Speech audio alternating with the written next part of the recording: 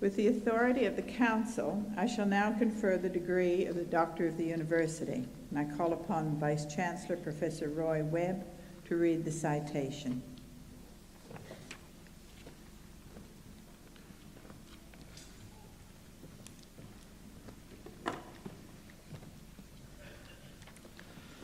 Chancellor, the Council of the University has resolved to award the degree of Doctor of the University to Mr. James Strong.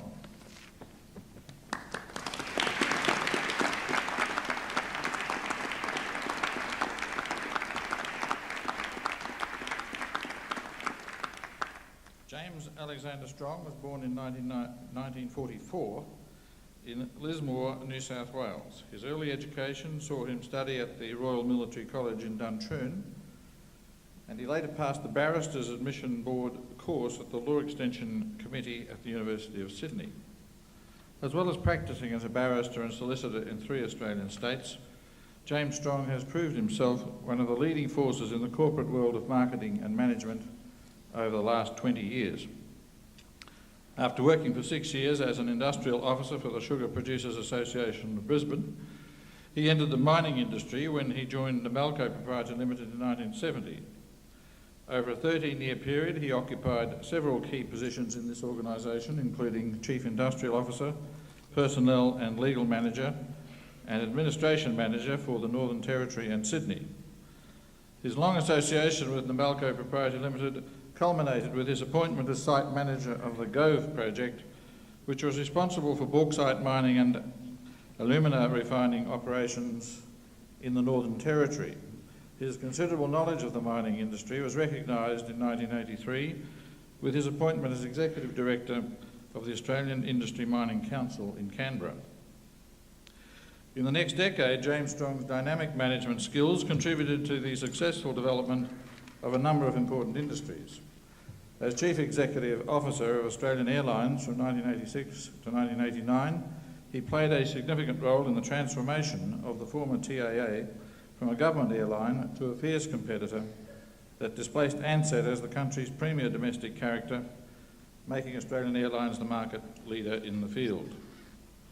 Following his appointment as National Managing Partner, Chief Executive and Chairman of the law firm Cause, Chambers and Westgarth in 1989, Mr. Strong was instrumental in negotiating several major mergers to create one of Australia's largest law corporations. Early in the 1990s, he moved to New Zealand to undertake the role of Chief Executive of the DB Group, a public company involved in breweries, wineries, spirit distilling, liquor retailing and hotels throughout New Zealand and Australia. In October 1993, James Strong returned to the aviation industry, this time as Chief Executive and Managing Director of Qantas Airways Limited. In 1995, he led the float of Qantas, which took the government carrier to further success in the highly competitive airline business. He has also served as director of numerous Qantas Group companies. In a period of unprecedented change in the airline industry, with the emergence of new carriers and the formation of strong international alliances, Qantas has come through in a strong and stable position, recording years of continuous growth. While many airlines are reporting only mediocre results in a highly competitive industry, James Strong has led Qantas to new highs. He has restructured the company to boost efficiency and productivity while maintaining a strong focus on customer service and satisfaction. Qantas presents an extraordinary safety record to travellers, and James Strong has ensured that the airline's amenities have maintained a very high standard against other competitors. Under his leadership, Qantas has committed millions of dollars in revamping the fleet and terminal facilities to ensure the organisation's worldwide success. As a tribute to his long and distinguished career in the aviation industry, he was elected as Chairman of the Board of Governors of the International Air Transport Association in 1999.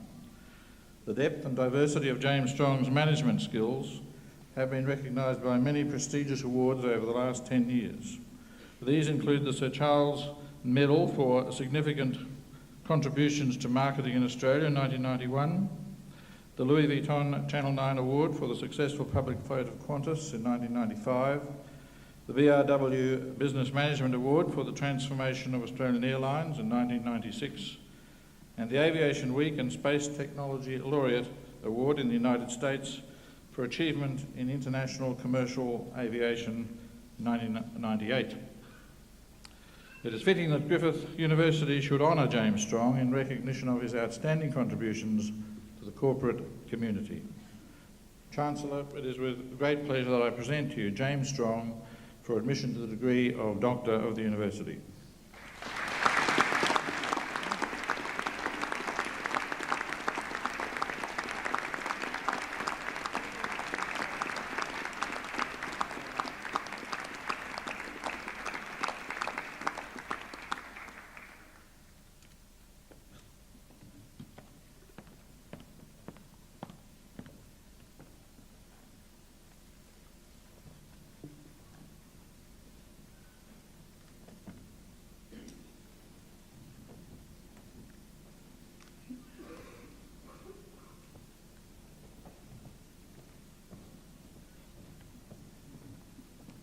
On behalf of the Chancellor, I'd now like to call upon Mr. Strong, Doctor of the University, to deliver the occasional address.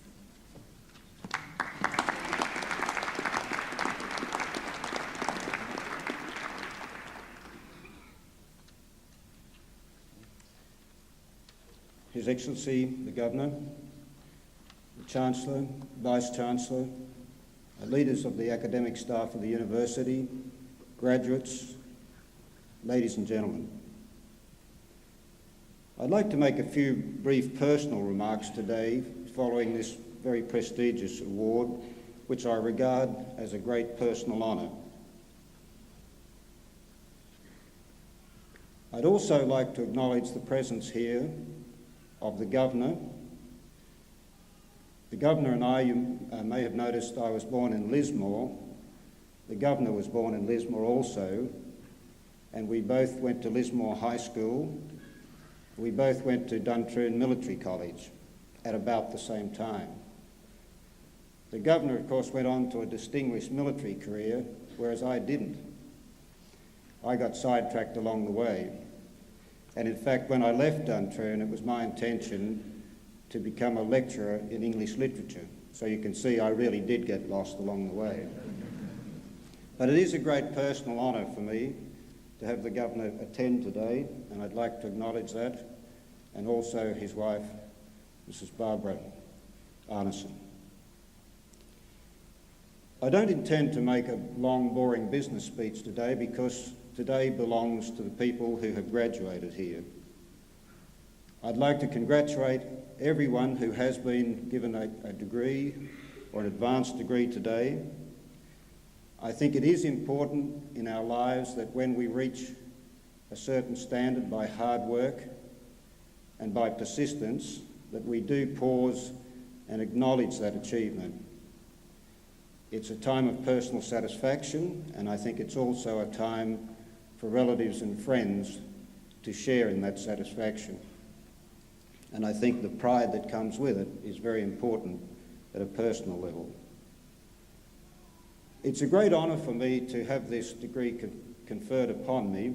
I regard Griffith University as a wonderful example of a modern university which has taken all the traditions and the structure of university learning over many years and has adapted it in a way so that it is very much attuned to the modern world in terms of the scope of subjects that it covers, the very way in which it operates off more than one location, and of course the outstanding way in which it is attracting people from overseas to come here and get degrees and go back and to use the knowledge that they've gained in this country.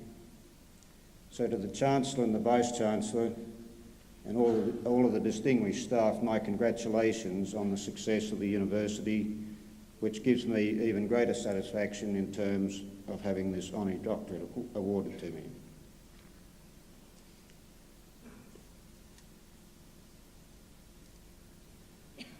I'd like not to talk today about some of the big contemporary issues which are running.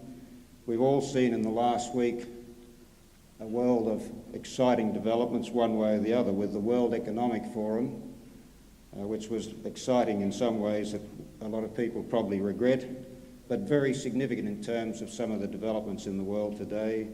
all of the trends of globalisation in the industry in which I'm now involved. These things, whilst they're very interesting, they're not the subject for today, and they're matters which become dated very quickly, as I'm sure everyone here is aware. I was recently amused to be sitting watching a film on television, which was in French, which meant that my wife didn't have to read the subtitles as I did. And in it, immediately in the middle of this film, suddenly there was an aphorism which stuck in my mind. It said, "Entomologists come and go, the frogs stay the same," which is a good statement about many things in our society and some of the short-term turbulences that we see.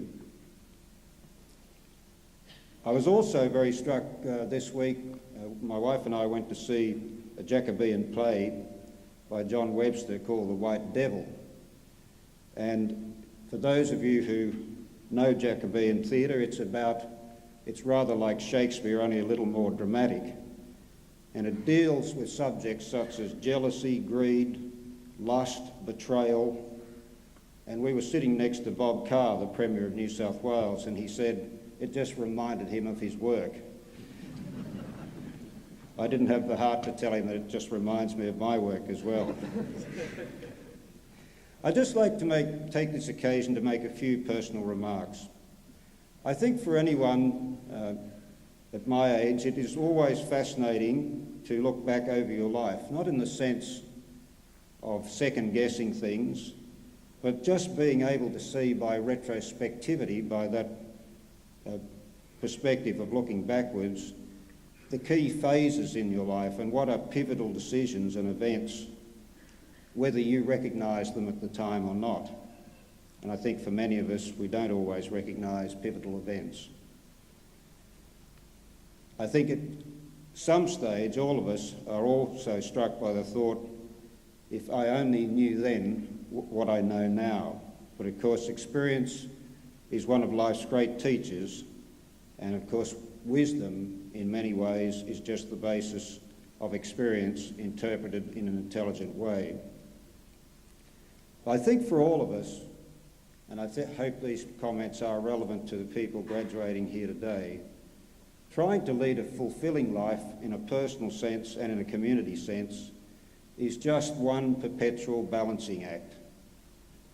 It's a question of trying to balance your own attitudes so that, for instance, there's sufficient confidence to give you personal momentum and to have enough belief to persevere and believe that you can have an impact on events around you. But on the other hand, not having so much confidence that it gets into arrogance, a very poor quality in people.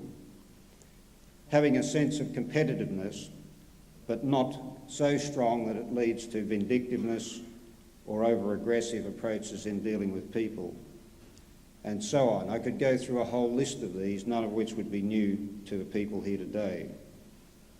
But I think when any one of us looks back over a period in our lives, and I'm only mentioning this because of the honour I feel in this recognition here today, that we all come back to the fact that the simple values such as common sense, an ability to communicate with other people, an ability to take a real interest and try to see other people's perspective, an ability to interact with other people, these are the things that are really very important, no matter whether you're in business, academic life, or in community service. And to me, the things that have always given me the greatest satisfaction in anything that I've done has been where, working with other people, it has been possible to bring about a real change in people's attitude. And that certainly has been the case in some of the change programs that I've been involved in. The Chancellor and other members of staff and I were having a brief chat before coming out here today and commenting, of course, it's simple common sense that none of us likes change if it threatens us. And certainly in a lot of businesses today, there is a lot of change. It's inevitable. It's being rolled forward whether we like it or not.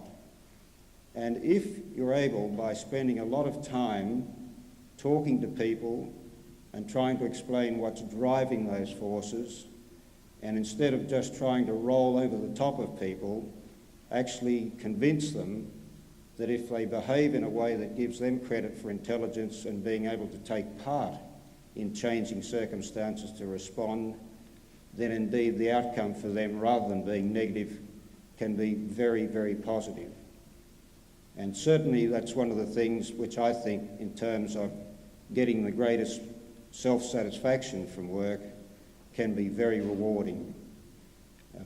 As the Vice-Chancellor mentioned, I've been involved with Qantas over the last 7 years, and in that organisation, what we've tried to do is to take people who'd been treated as though they had no intelligence to contribute to the future direction of the organisation, and whilst at the same time forcing through dramatic change, we've let them take ownership and responsibility for the results. And the way in which that has allowed them to develop personally and to show great pride in doing things which they did not imagine that they would have ever been given the authority to do before is transforming the whole organisation. And I think that's terribly important for people, and no matter which field, artistic endeavour or community service, academia or whatever, I think for all of us it still comes back to your ability to deal with people, and certainly in terms of getting a great deal of satisfaction and real enjoyment from a career, I still think that is the critical issue. I think it's also important never to lose sight of the fact that what you do as a career, as a vocation, is one of the greatest opportunities you'll have to get satisfaction, a sense of achievement, and to take great personal pride in the role that you play. And if that is seen, and that is the way in which you approach your career right throughout your life, then I think as long as there is balance in the rest of your life, it will certainly be a major contributor to having a feeling of achievement at a personal level, which is one of the most positive forces that we can all unlock in ourselves, and if we're really interested in other people as well. So I hope that everyone here who's going on to a career working closely with people does feel that satisfaction of being part of transforming the atmosphere through communication, taking personal interest, and being very persistent in trying to get people to understand so that they will turn and work positively with whatever is necessary to be done in the field of endeavour in which you're engaged. Chancellor, Vice-Chancellor, can I conclude by saying again what a great honour it is for me to receive this doctorate today. It means a great deal to me, and I thank you and the members of the university staff, and again to the graduates to whom today belongs. I hope you have a very satisfying career, and I hope you get a lot of enjoyment in going through that career. Thank you very much.